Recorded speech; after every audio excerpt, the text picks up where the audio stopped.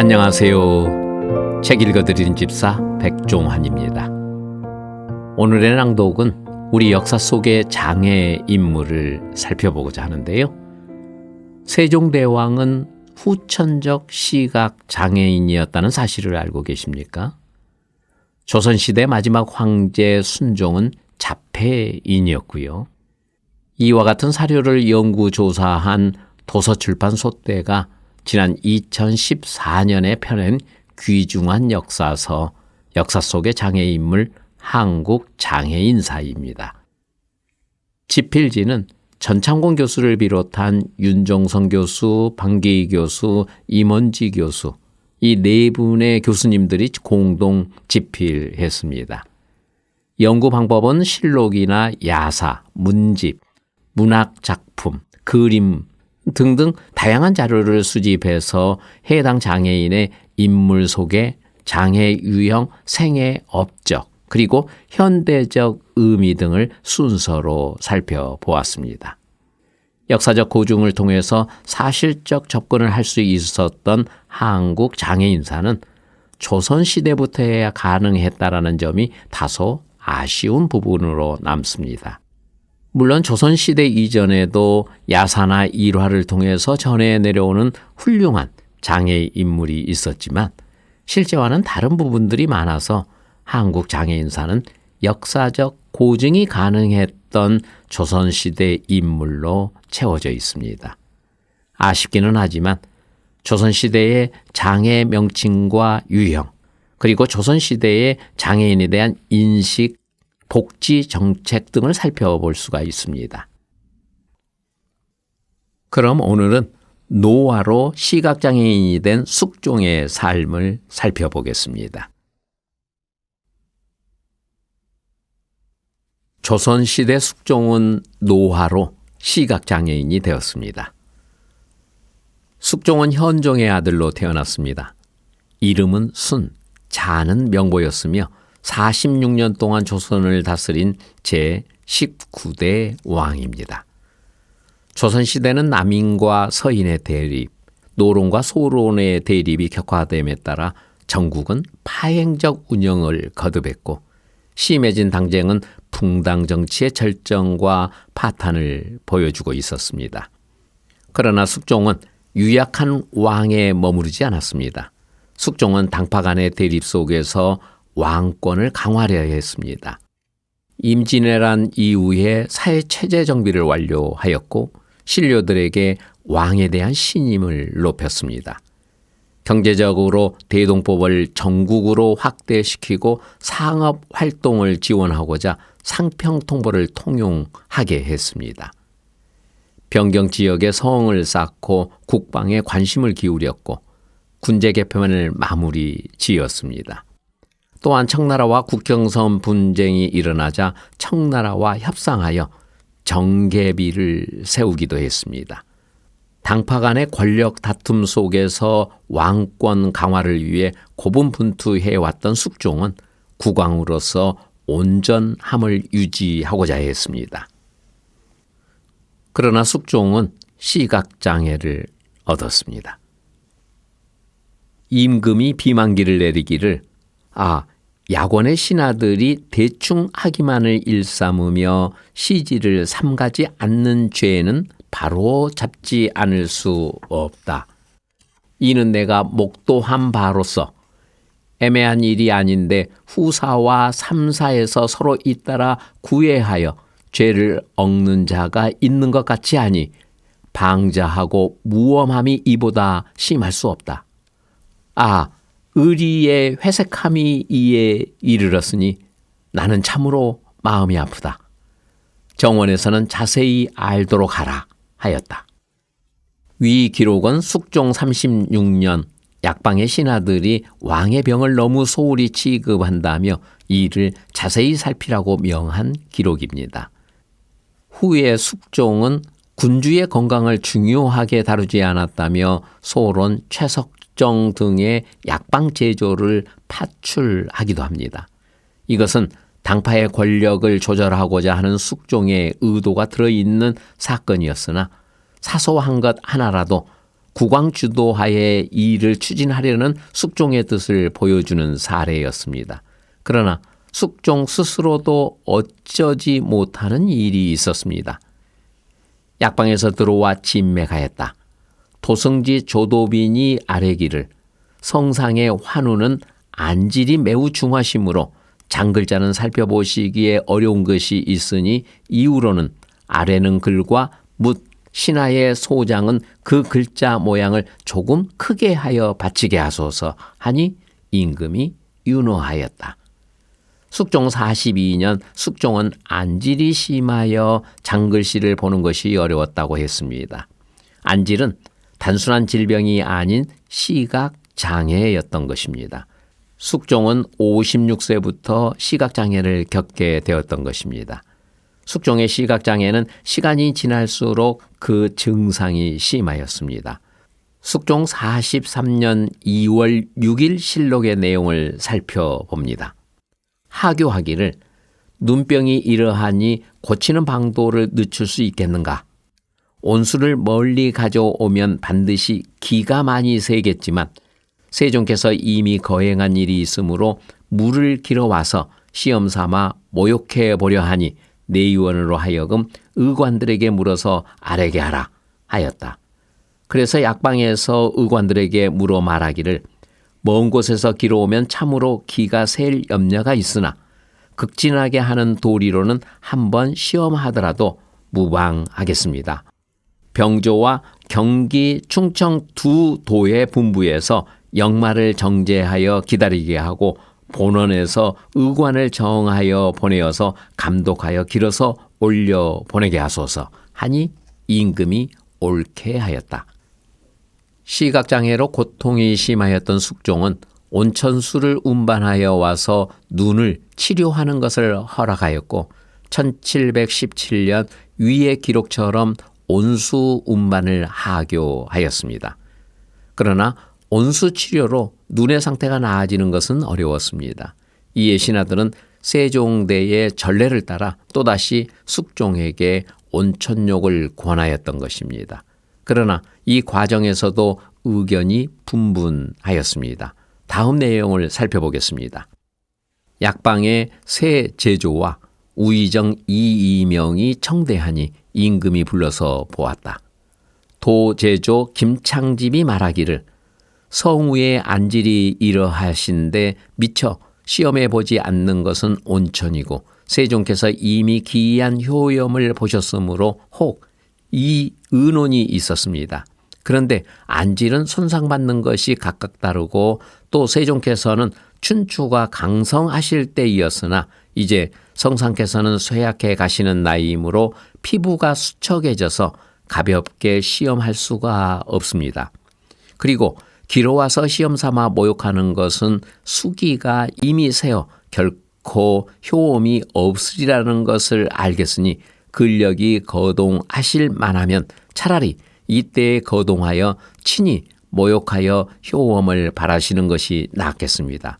오직 명백하게 하교하시는데 달려 있을 뿐입니다. 하고 이이명이 말하기를 온천에 거동하시어 조금이라도 이로움이 있다면 어찌 감히 막을 수 있겠습니까마는 이제 문과 뜰 사이에서도 오히려 행동하기 어려워 전각에 한가히 거처하시며 침수도 편하지 않을 때가 많은데 더구나 거동하여 노동하시는 것이겠습니까? 또 모욕한 뒤에는 허약해지고 피곤해진다는 것이 과연 방서에 말하는 것과 같다면 그 우려하는 것이 더욱 어떠하겠습니까? 단지 다하지 못하였다는 회한을 없앨 수 있다고 하교하셨으니 군화가 다시 무슨 말을 하겠습니까? 길어와서 모욕하면 반드시 그 효험이 없을 것이니 성의가 어떠하신지 명백히 하교하셔야 마땅합니다. 하고 제조 민진우가 말하기를 온천에서 모욕하면 눈병을 치료하는 것이 의서에 실려 있지는 않으나 의서에 현부가 막히면 반드시 안질이 된다 하였으니 현부는 곧 땀구멍입니다. 온천에 모욕하여 땀을 내어 현부가 트이면 안질을 고칠 수 있을 것이니 또한 의서에서 말하지 않았다고 할 수 없을 것입니다. 이처럼 제조와 우의정 등이 숙종의 온천 나들이에 대해 논의하였고 각 신하들마다 견해가 달랐던 것입니다. 여러 의견이 분분하자 숙종은 다음과 같이 말하였습니다. 임금이 말하기를 세종께서 안지를 오래 앓으시다가 을사년에 처음 거동하여 시원하게 기이한 효염을 보셨으므로 하교한 것이다. 요즘 입이 써서 약을 들 수 없고 한때 침을 맞아도 반드시 효험을 바랄 수가 없다. 온양에 가는 것은 스스로 기력을 해야 하리면 미치지 못할 염려가 없을 듯하다. 다만 모욕한 뒤에 이해가 어떠할는지 모르겠으나 먼저 두부를 감고 물을 뿌려 씻는다면 어찌 해롭기야 하겠는가 하였다. 숙종의 결정으로 온천행이 진행되었습니다. 온천행으로 눈이 좋아지는 것을 바라기보다는 자신의 병을 치료하기 위해 숙종 스스로 최선을 다해보고자 내린 결정이었습니다. 계속된 당쟁에서도 강인함을 지니고자 했던 왕이었지만 시각장애는 숙종에게 힘겨운 싸움이었던 것입니다. 온천행 결정은 마지막 회한을 없애고자 하는 숙종의 간절함이 담겨 있었습니다. 그러나 상황은 나아지지 않았습니다. 임금이 목욕을 정지하고 환도하겠다고 하교하고 인하여 기일을 25일로 정하라고 명하였다. 대개 임금의 모든 환호가 거동한 뒤로 더하지 않았으나 모욕한 지 이미 오래되었어도 안질에 끝내 변동이 없었고 이날부터는 자뭇 괴롭고 어지러운 기가 있기 때문이었다. 약방에서 입진하였다. 1717년 3월 약 한 달 동안 이루어진 온천욕은 안타깝게도 숙종의 시력에 변화를 주지 못했습니다. 위의 기록처럼 숙종은 목욕을 정지하고 환도하였으며 이후 어지럼증을 호소하였습니다. 숙종의 시각장애는 좀처럼 호전되지 않았고 시간이 흐를수록 시력이 나빠져 정사를 돌보는 것이 힘겨울 정도였습니다.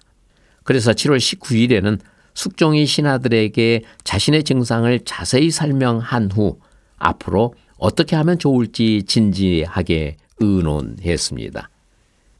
신시에 임금이 희정당에 나가서 행판 중추부사 이유, 영의정 김창집, 좌의정 이이명 등을 불러서 접견하였는데 승지 이기익, 가주서 이의천, 겸춘추 김홍적, 대교 권적에 따라 입시하였다. 행판 중추부사 서종태, 조상우, 김우황은 병을 핑계하고 폐초로 어기고서 끝내 오지 않았다. 김창집이 나아가 임금의 병환에 대해 문의하였다. 임금이 이르기를 지금 왼쪽 안질이 더욱 심하여 전혀 물체를 볼 수 없고 오른쪽 눈은 물체를 보아도 희미하여 분명하지 않다. 소장의 잔글씨는 전혀 자영이 없으므로 마치 백지를 보는 것과 같고 비만기의 큰 글자에 이르러서도 가까이에서 보면 겨우 판별할 수 있기는 하지만 그래도 분명히 보이지 않는다. 지금 만약 알력을 조리한다면 그래도 장님이 되지는 않을 것 같으나 달리 할 만한 일이 없다. 대단히 변통하는 방도가 있은 다음에야 일신이 조금 편안할 수 있고 국사도 걱정이 없게 되겠기에 여러 대신들을 만나보고 이 일을 의논하려고 한 것이다 하였다. 숙종은 시각장애가 심해져서 왼쪽 눈은 실명에 가까웠고 오른쪽 눈은 보이기는 하나 뚜렷하게 보이지 않았습니다. 글자를 크게 쓰는 것으로는 문제가 해결되기 어려웠습니다. 숙종은 나라를 위한 길이 무엇인지 판단해야 했기에 신료들과 이를 논의하고자 했던 것입니다. 그 다음에 이어지는 내용을 살펴보겠습니다. 임금이 이르기를 들어와 진찰할 적에 내가 이미 살며시 그 단서를 반론하였는데 대신이 우리나라의 세종조의 일을 가지고 진달하였다. 그리고 당나라 태종도 태자에 명령하여 청정하게 한 일이 강목에 기재되어 있다. 지금 나의 안질이 이렇게 오래도록 심하여 왼쪽 눈만 물체를 볼 수 없을 뿐만 아니라 오른쪽 눈도 장차 장님이 될 지경이므로 결단코 재반 사물을 수응할 수 없는 형세이다. 이런데도 억지로 사물을 수응하려 한다면 이것은 나에게 죽음을 재촉하는 결과가 된다. 세자에게 청정하게 하는 일이 나의 본뜻이었으니 다시 좌상을 부른 것도 대개 이 때문이었다 하였다. 자신의 힘으로 나라를 다스리는 것에 어려움을 느낀 숙종은 세자로 하여금 대리청정하게 하는 것을 신료들에게 말하였습니다. 그러고는 신하들의 의견을 수렴한 숙종은 다음과 같이 하교하였습니다. 5년 동안 병마에 시달려 온 끝에 안질이 더욱 고통스러워 물체를 보아도 더욱 희미해 수응하기가 점차 어렵게 되었으니 국사가 걱정스럽기 그지없다. 그리하여 세종조의 전례와 당나라 때의 고사에 의거하여 세자에게 청정하게 한다 하였다. 그러나 이 과정에서도 당파 간의 견제가 이루어졌고 승정원 등에서 세자의 의절을 의논하여 거행하자는 의견이 올라왔습니다. 이에 숙종 또한 좀처럼 결정을 내리지 못하였는데 이는 왕권 약화를 불러오기도 하였습니다. 그 후 숙종은 시각장애가 심해져 오른쪽 눈도 물체를 보는 것이 어려웠습니다. 상황의 심각성을 느낀 숙종은 1717년 8월 1일 이제 세자에게 청정하도록 하라는 분부는 국조의 고사에 따른 것으로 처분이 사이에 알맞아 진실로 말한 것이 없다라며 세자의 대리청정에 관해 하교하였고 같은 해 10월 3일 숙종은 왕세자 대리청정을 종묘사직에 고하고 팔방에 교서를 반포하였습니다.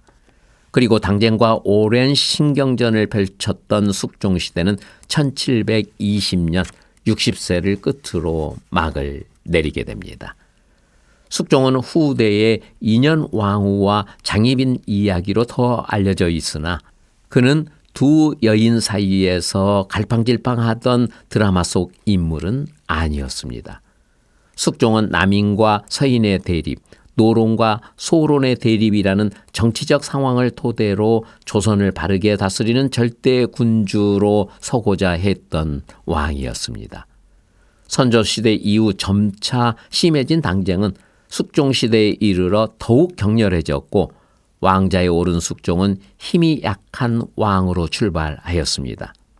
그러나 정치적 혼란은 그로 하여금 당쟁을 이용하여 자신의 세력을 강하게 했으며 여러 차례의 황국을 감행하며 집권 세력을 바꾸고 이거 역시 왕권을 강하게 하는 발판이 되도록 했습니다.